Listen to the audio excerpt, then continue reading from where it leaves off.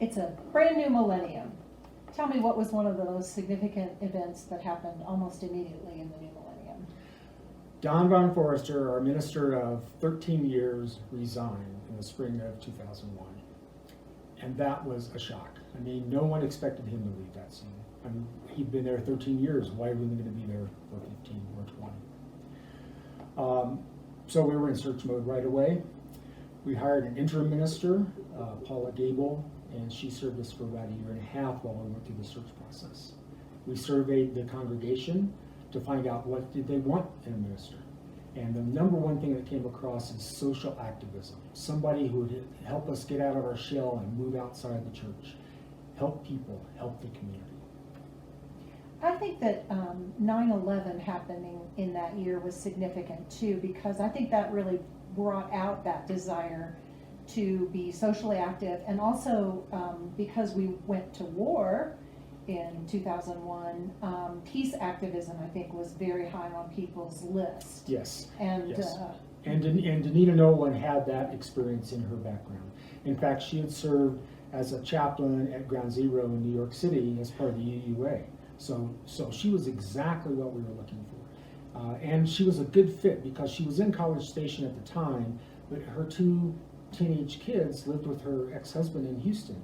So by moving to the Woodlands, it was perfect.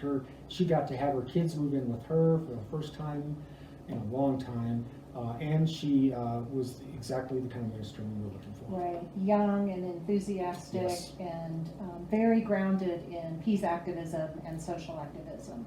Yes, and she helped us develop several things as a church. One is the welcoming committee got started in about 2002. It may have started with Paula Gable, actually, right. now I think of it. But there were a lot of outside activities that she helped push. I remember peace marches. And, yes. It was amazing. So it was a time of growth under Paula and as Danita both. In that first part of the 2000s, we grew a lot. We had to go to 2 services for the second time, and this time That's it right. stuck. So it was a very exciting time. Right. Also in 2005, when Hurricane Katrina devastated New Orleans, a lot of people, really refugees, came to the Houston area, and our congregation was contacted by the local housing authority and asked if we could help with the resettlement of some families who had moved there, because they came literally with the clothes on their back. And we said yes to that. And we, again, it was an all-out volunteer effort, collecting supplies, getting money, helping people move in, getting furniture, mattresses.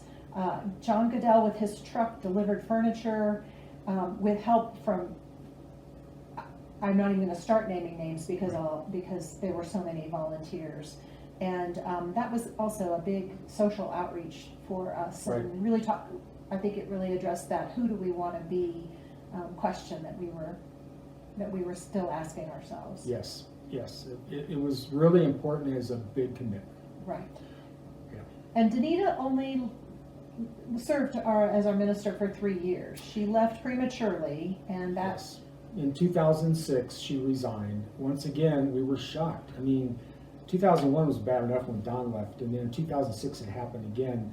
And she resigned. There were a lot of complex issues, but a lot of it revolved around family issues.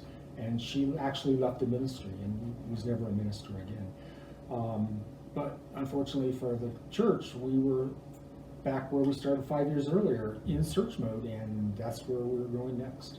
Back in search. Yeah.